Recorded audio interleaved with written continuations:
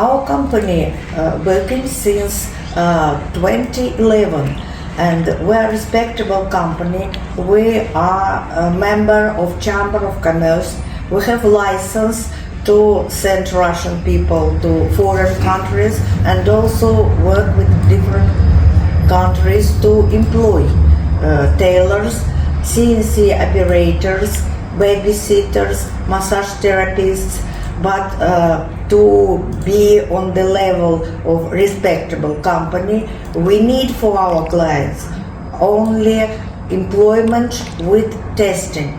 Therefore, we are searching for the agency which can organize for us testing in the country, in Sri Lanka.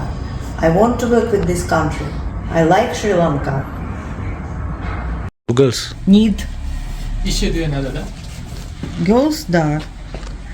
Мальчики, мне надо 300, но я не работала со Шри-Ланкой в таком масштабе. Пока что я эти все 300 буду в Индию.